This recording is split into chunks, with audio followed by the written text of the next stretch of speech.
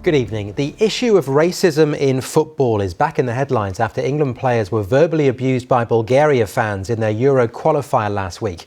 But coaches that we've spoken to in the East Midlands say children as young as 7 are being racially abused from the touchlines week in, week out. Well, now for the first time, people from all levels of the game have met in Leicester to try to come up with practical steps to make it stop. Pablo Taylor has this special report.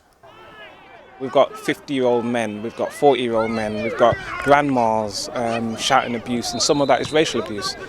It's an issue that continues to surface and one which filters through every level of the game. Abuse targeted at black and Asian players. Leicester Nirvana FC prides itself as being one of the more progressive football clubs in the East Midlands. Its status as an inner-city community club has seen it attract a diverse mix of players, but it's also made it the target for a barrage of insults from opposition players and spectators. It's emotionally draining. Some of these players want to stop playing football. They've told us, parents have come over and said, look, I think I'm going to change sports and not allow my son to come and play football if this is the kind of abuse they're receiving. These things stay with them. It stayed with me as a child, and it stayed with some of these other children as children, straight into their adulthood. And it's reflected in how you live and what you do for years. But Leicester Nirvana isn't alone in its experience.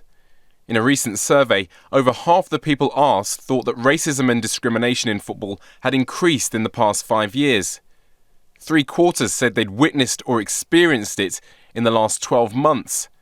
And perhaps the most worrying finding, that children and young people were often the target. The FA is committed to stopping abuse and all forms of discrimination. There are already organisations set up to tackle racism at grassroots level. The FA itself has a number of social media videos offering advice on what to do when players are abused. Many local clubs, though, claim investigations are often hampered through lack of evidence and eventually dropped. In response, members of the grassroots community have set up their own BAME football forum to discuss and share ideas on how to tackle the problem.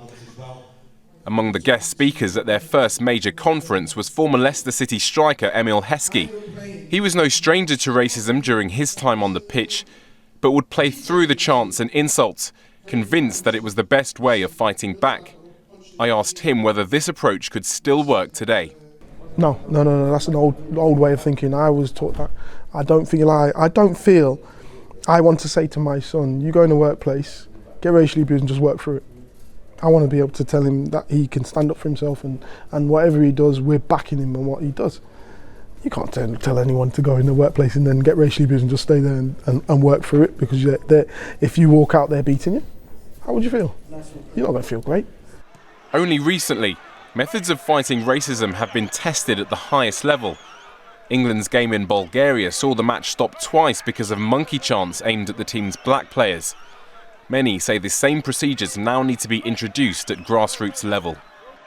If we had a procedure to follow like that, where a coach had something that I've heard this is step 1, this is what I will be doing, this is step 2, this is step 3, there would be clearer guidelines, and I think it would make a difference to parents' behaviour as well. Clubs are under no illusions about the scale of the task ahead of them, but hope these first steps could pave the way for a level playing field.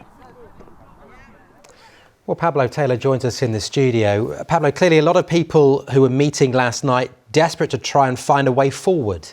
Yeah, and you heard from Zoe Shepherd there calling for a similar approach to what UEFA are doing with this 3-strike rule. That's just one approach. Another idea that has been floated around is this idea of a disciplinary league where clubs are ranked based on how well behaved their players and their spectators are throughout the season.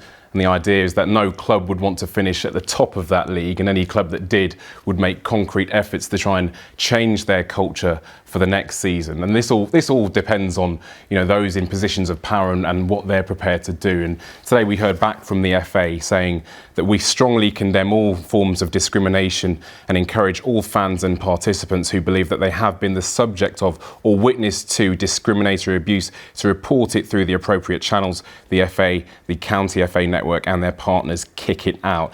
Now, obviously, those are just words at the moment. I think the proof will be in the pudding over the next few years to see how we can really clean up grassroots level football. OK, Pablo, for now, thank you.